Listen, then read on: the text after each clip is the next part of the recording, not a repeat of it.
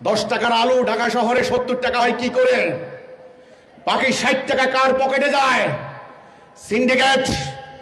এই যে সার এবং বীজ সিন্ডিকেটের দখলে, বিদ্যুৎ সিন্ডিকেটের দখলে, আপনাদেরকে নানান কায়দায় রক্ত শোষণ করে নিয়ে এরা টাকার পাহাড়ের উপর বসে আছে।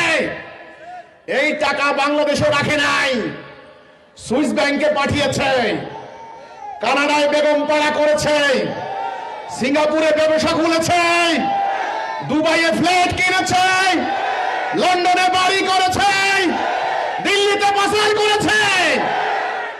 এই কৃষক, তোমাদের আলুর টাকা, তোমাদের ধানের টাকা, তোমাদের গমের টাকা এই সিন্ডিকেট লুণ্ঠন করছে। আর তোমার স্ত্রীর চিকিৎসার টাকা তুমি মিটাইতে পারছো না, তোমার সন্তানের চিকিৎসার জন্য উন্নত চিকিৎসা নিতে পারছো না, তোমার সন্তানকে ভালো প্রতিষ্ঠানে পড়ালেখা করাইতে পারছো না। তুমি বাজারে গিয়ে ইলিশ মাছ পাবে না, তোমার পদ্মার ইলিশ খাবে ওই পারের দাদা বাবুরা, কারণ তোমার ইলিশ তোমার কিসমতে নাই। আজকে তোমাদেরকে এইভাবে বঞ্চিত করা হয়েছে, এইভাবে অধিকার ধ্বংস করা হয়েছে। এবার বসেন, যারা শ্রমিক আছেন, শ্রমিক একটু দাঁড়ান। কল কারখানা, ইন্ডাস্ট্রি, ফ্যাক্টরিতে এই শ্রমজীবী মানুষ হাত তোলেন।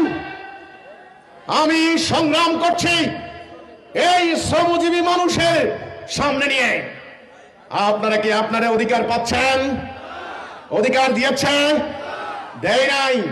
আপনি কাজ করে আপনার সংসার চালানোর জন্য কাজ করেন, 5 ঘন্টায় যথেষ্ট, বেতন পাবেন 20,000, আপনাকে টাকা দেয় 2,000।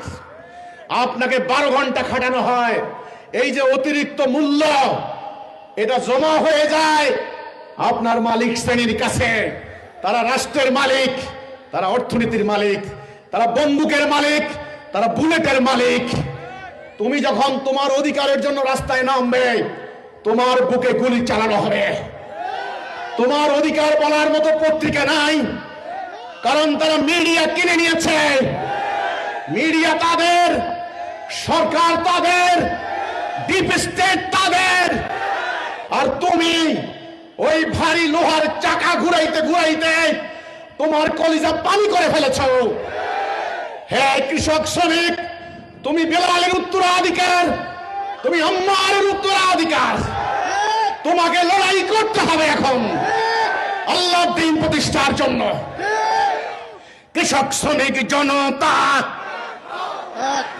গড়ে তোলো একতা।